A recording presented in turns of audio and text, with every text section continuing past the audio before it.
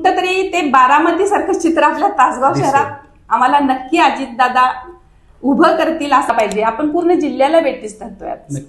तर आबांच्या प्रचारात सुद्धा मी अग्रेसर असायचे, वहिनींच्या प्रचारामध्ये होते, दादांच्या प्रचारात होते. म्हणजे एका शेतकरी कुटुंबातून येऊन मी घडत गेले. माझ्या मिस्टरांच्या आत्या ब्रिटिशकालीन नगराध्यक्ष होत्या आणि माझे सासरे ब्रिटिशकालीन पोलीस सेवेत होते. एकतर प्रचंड उदासीनता आहे.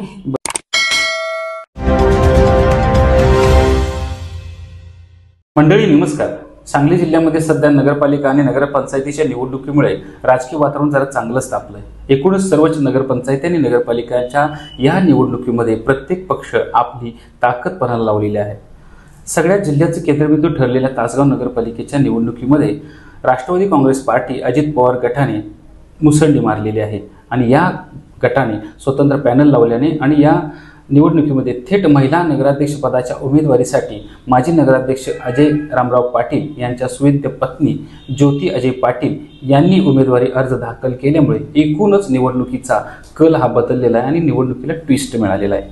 या निमित्तानं किंवा या एकूण निवडणुकीच्या चर्चेसंदर्भात आणि निवडणुकीच्या या पार्श्वभूमीवरती आपल्या स्टुडिओमध्ये आज राष्ट्रवादी काँग्रेस पार्टी अजित पवार गटाच्या थेट महिला नगराध्यक्ष पदाच्या उमेदवार ज्योती अजय पाटील आपल्या स्टुडिओमध्ये आलेत. त्यांचं सर्वप्रथम आपण स्वागत करूया.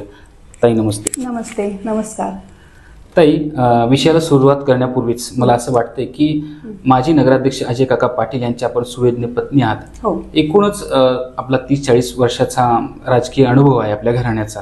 असं असताना अजय काका पाटील यांच्या प्रचारादरम्यान आपण अग्रेसर असायचा, त्यांचा प्रचार करायचा. पण आता या थेट महिला नगराध्यक्ष पदाच्या उमेदवारीमुळे आपल्याला ही संधी मिळालेली आहे. इथपर्यंत आपण जो निर्णय घेतला हा इथपर्यंतचा प्रवास कसा आहे किंवा आपली यापूर्वीची राजकीय किंवा कौटुंबिक परिस्थिती काय होती? तर सुरुवात मला अगदी मी माहेर जे माझं आहे ती मी एका शेतकऱ्याची मुलगी आहे आणि सासर जे आहे ते पूर्ण वेल एज्युकेटेड अशा फॅमिलीमध्ये मी आले. माझ्या मिस्टरांच्या आत्या ब्रिटिशकालीन नगराध्यक्ष होत्या आणि माझे सासरे ब्रिटिशकालीन पोलीस सेवेत होते. तर ही माझी थोडीशी पार्श्वभूमी आहे. म्हणजे एका शेतकरी कुटुंबातून येऊन मी घडत गेले आणि इथपर्यंत पोहोचले. तर इथं आल्यानंतर जेव्हा मला कळलं पहिल्यांदा की तासगावचं नगराध्यक्षपद 5 वर्षासाठी महिलांसाठी खुलं आहे, तर तेव्हा एक कुठंतरी पॉझिटिव्हिटी मनात चमकून गेली. माझ्या आग्रह आट्टास कशाचा नव्हता, पण एक पॉझिटिव्ह झाले मी. अरे वा, महिलांसाठी 5 वर्ष बघत आले आतापर्यंत की तासगावला निहाळत आले, जाता येता बघत आले. काहीतरी घडावं ही खूप मनापासूनची आंतरिक इच्छा होती माझी. आजपर्यंत जे काही वाचलं, ज्या काही विचारांवर आपण जगत आलो त्याला कुठंतरी एक मूर्त स्वरूप मिळेल अशी एक कुठंतरी आशा पल्लवित झाली. जशी सगळ्यांच्याच मनात होते तशी माझ्या मनात एक आशा पल्लवित झाली होती आणि त्या ह्याच्यातून हे सगळं पुढं घडत गेलं.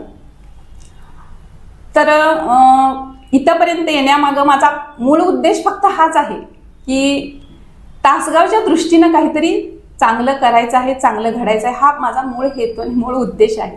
त्या अनुषंगानं हे पाऊल पडलेलं आहे. आणि राजकारणाचं म्हणाल तर मी त्यापासून अलिप्त होते. माझे पती अजय पाटील तुम्हाला सर्वांना माहीत आहेत. त्यांनी 1 वर्ष नगराध्यक्ष पदाचं काम केलेलं आहे आणि 10 वर्ष ते नगरसेवक होते आणि त्या माध्यमातून त्यांनी खूप छान काम केलेलं आहे. म्हणजे हे करत असताना मी त्याच्या प्रचार जेव्हा अगदी त्यांचाच नव्हे तर आबांच्या प्रचारात सुद्धा मी अग्रेसर असायचे, वहिनींच्या प्रचारामध्ये होते, दादांच्या प्रचारात होते. तर ह्या प्रचारामध्ये फिरत असताना ना तो प्रचार कशा पद्धतीनं चालतो, काय चालतो ह्याचं मला पहिल्यापासून निरीक्षण करायची फार सवय आहे की त्यातलं चांगलं वाईट शोधत शोधत शोधत मी कुठलंही काम करताना त्यातलं चांगलं आणि वाईट दोन्ही बघत राहते. वाईट मी बाजूला सारते, चांगलं मी पुढे आणायचा प्रयत्न करते. ही माझी एकटीची खुर्ची कधीच नाहीये. ही पूर्ण महिलांची असेल, जनतेची असेल, पूर्ण तासगावची असेल. ताई, एकूणच निवडणुकीचा जो रंग बदलला किंवा चित्र पालटलं, ट्विस्ट निर्माण झाला ते फक्त अजय काका पाटील यांच्या निर्णयामुळे. म्हणजे आपल्या थेट नगराध्यक्ष पदाच्या निवडणुकीमध्ये त्यांनी जो निर्णय घेतला आणि त्या निर्णयामुळे संपूर्ण चित्र बदललं. आपल्याला ऑप्शन पण भरपूर आले असतील इतर पक्षांचे होते, पण असं असतानाही आपण हा राष्ट्रवादी काँग्रेस पार्टी अजित पवार गटाचा ऑप्शन नेमका का निवडला? पहिल्यांदाच मी हे अगदी सांगू इच्छिते की हा निर्णय आमच्या दोघांचा किंवा माझ्या एकटीचा किंवा त्यांच्या एकट्याचा किंवा फक्त आमच्या दोघांचा असा कधीच नव्हता.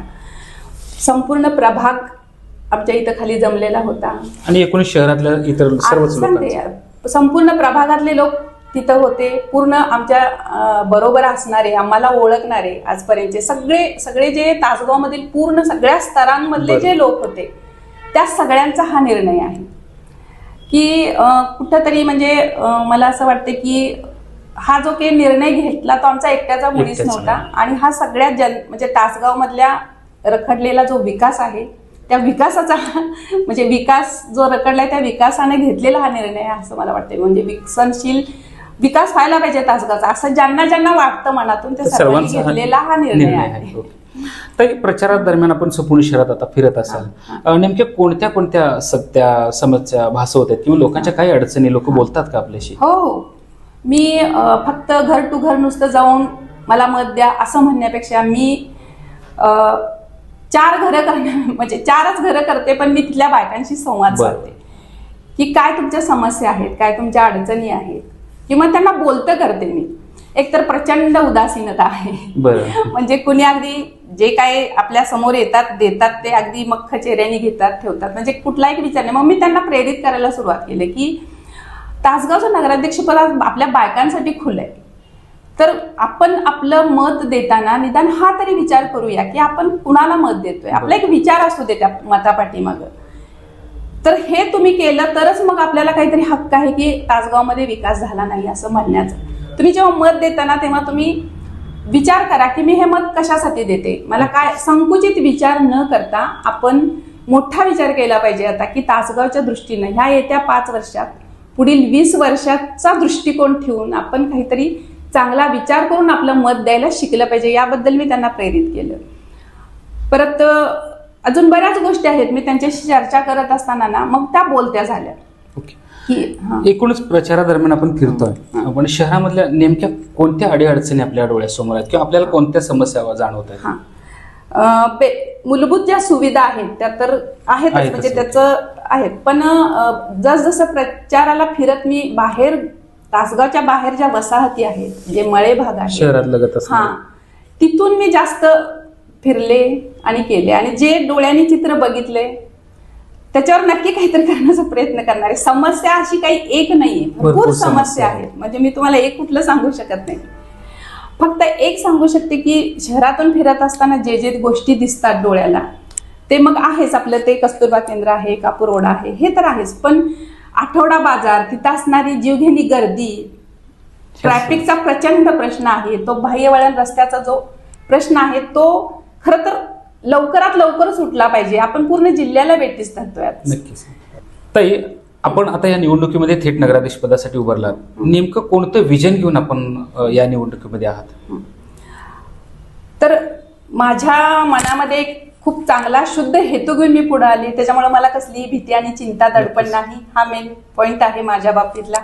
आणि त्याच्या जोडीला मला माझ्या पतींचा अनुभव आहे माझ्या पाठीशी, आणि त्याच्याही पलीकडं म्हणजे पुढे जाऊन अजून मोठा सपोर्ट म्हणजे आज माननीय अजितदादा यांच्यासारखं धडाडीचं नेतृत्व असलेला, काम करण्याची, करून दाखवण्याची ताकद असलेला खंबीर घड्याळाचा आम्हाला पाठिंबा आहे.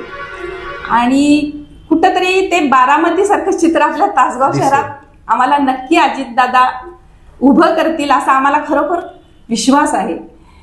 आणि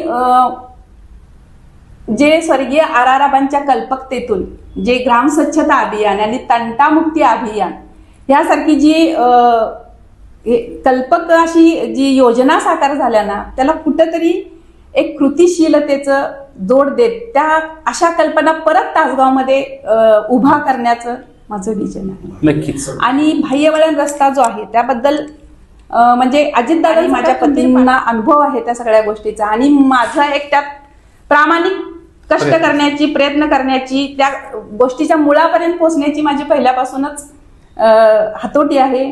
तर ह्या समस्यांवर नक्की तोडगा काढला जाईल. मतदारांना पण या निमित्तानं काय आवाहन करू शकाल? मतदारांना आवाहन करताना मी एवढंच सांगेन की एक वेगळं वळण आलेलं आहे, एक वेगळा विचार येतोय, आपल्यापर्यंत पोहोचतोय, त्या विचाराला तुम्ही उचलून धरा आणि आपल्या तासगावला स्वतःला समृद्ध करूया. आपला एक वेगळा विचार बदलून आजपर्यंत मळलेल्या ज्या वाटा आहेत त्याच्यापासून कुठंतरी दूर जाऊया आणि या तासगावच्या कानाकोपऱ्यात एक प्रकाश ज्योत उजळूया असं मला वाटते. आणि मी तुम्हाला त्यासाठीच हे आवाहन करते की आज आपल्या महिलांसाठी खुला आहे, तर आपण महिलांनी जागृत होऊया. एक महिला जागृत झाली, एक महिला आपला घर आपला संसार मोठ्या निगुतीनं करत असते. तिचं घर तिचा आटापिटा असतो, माझं घर स्वच्छ असावं, माझी मुलं सुंदर असावी. आणि हीच महिला जर तिला एक मोठा विचार पेटला, म्हणजे एक महिला जेव्हा आपल्या चिमुकल्याला घास भरवते ना तेव्हा ती अख्ख्या समाजाचं भरण पोषण करत असते. तर हाच विचार घेऊन मी पुढे चाललीये. जनतेमधून छान रिस्पॉन्स येतोय मला आणि मी शेवटपर्यंत याच विचारावर जाणार आहे. ताई आज आपल्या स्टुडिओमध्ये आल्या, अत्यंत विस्तृतपणे चर्चा केला. एकूण शहराच्या अडचणी आणि त्यांचं असलेलं विजन त्यांनी त्यांच्या शब्दामध्ये मांडलं. आपण स्टुडिओमध्ये आलात आणि बोललात त्याबद्दल धन्यवाद. धन्यवाद. महाराष्ट्रातील प्रत्येक जिल्हा आणि तालुका अपडेट बातम्या पाहण्यासाठी